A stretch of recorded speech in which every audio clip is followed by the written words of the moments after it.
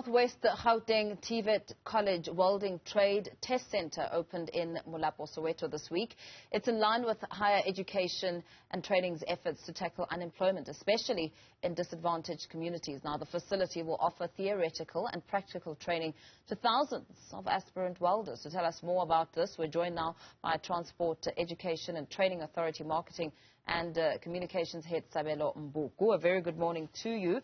Thank you so much for your time. I mean, we heard Higher Education Minister Gauteng speaking there about how this is one of the building blocks towards revolutionizing skills development in Molapo and Soweto, really speaking to the high-level training that this will be offered. Pardon me, I meant Bladen Zimande being the minister there. Talk to us about how such a center can really make a massive difference in an area such as Molapo and the greater Soweto area.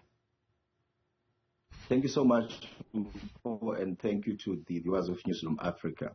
I think basically Mpho, as a SETA, which is one of the, the skills development facilitation in the transport sector, which is one of the 21 SETAs, we have that mandate to ensure that there is skills development and training in our communities across.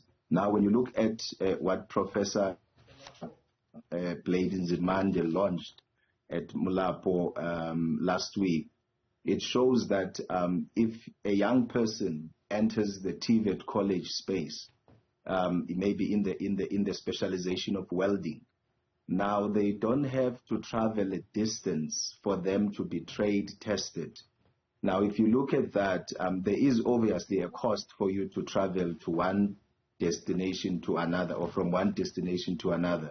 Now, when you bring that closer to where the young people are, it does then show the commitment of government to ensure that young people have access to skills and they are able then to, exercise or really amplify their potential, especially in the area of artisan development and training. So the college will then stand in that gap and ensure that young people are fully trained, and after the training, especially as artisans, they are able then to get into the welding trade test center and be tested, get their certification, and then they can either open their own businesses and start operating in their own spaces.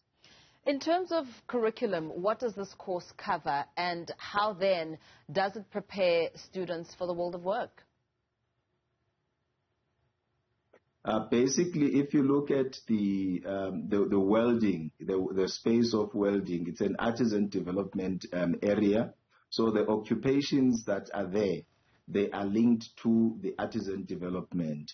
And now, if you come in as an aspirant or as a welder aspirant, you are able then to gain the theoretical training that is from the college.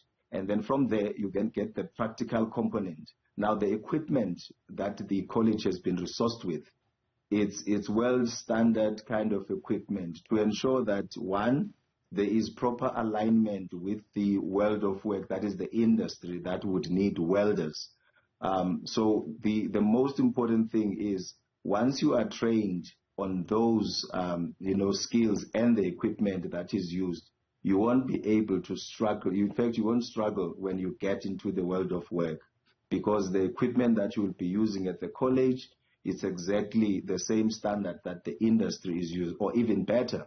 So that is why we are really emphasizing that even young people should then prioritize entering the artisan development space, making use of the TVET colleges like Southwest Gauteng, to ensure that they increase their opportunities to either open up their own businesses as welders, because remember, welding revolves around, if you want to put burglar bars as an example in your house, you need a welder. If you look at the trains that are on the rail track, they need welders to be there. So even if it's a car, there is welding that is needed. So there's a lot that one can do in that space. So in terms of the curriculum, it becomes then broad, because it needs to encompass all of these elements that will allow a young person to function properly in the world of work. What kind of young person is required here in terms of prerequisites? And I would obviously imagine that you're encouraging both men and women to put their hands up Yes. and come to the college. Definitely. I mean, if you look at the equipment, just as an example, it doesn't need physicality. So that means you need to have the mindset that will allow you then to operate the equipment. So that means both males and females can enter into the world of artisans, comfortably so. Now, a young person, obviously, maths is very critical because there are specific measurements, even though people would doubt that maths is required. But maths is required, so it can be technical maths that you may have done at a technical high school, or you can then, like young people that exit, the schooling system from passing grade 9, then they can enter the TVET college and start then their artisan journey, through that process. So as a young person, if you are in grade 9 and you've passed grade 9, then it means you can enter the college and pursue a career in welding.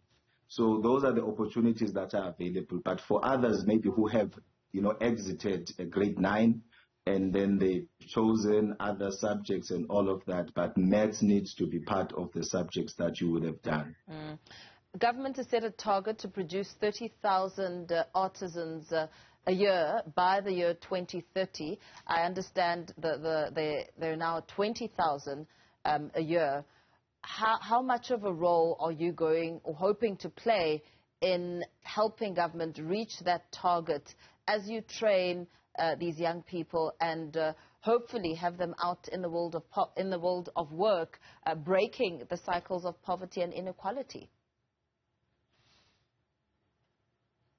Definitely, Mpho. What we are doing now, if you look at the investment that we are making in terms of the infrastructure at the TVET colleges, because TVET colleges are producers of the artisans that are required by the country. So you are looking at that, we are leveraging that platform to ensure that we attract young people that are going to enter the TVET space and be, available for the artisan development opportunities. So for us as a CTAM, it is then very critical that we, one, do career development services, across the country, creating that awareness to ensure that young people don't look down at artisan development careers or look down at TVET colleges that are offering these kind of occupations. So it is very critical that we all work together and create those messages or sound bites that would really trigger interest from our young people so that they know that if, as an example, you are in your own home, Mpho, and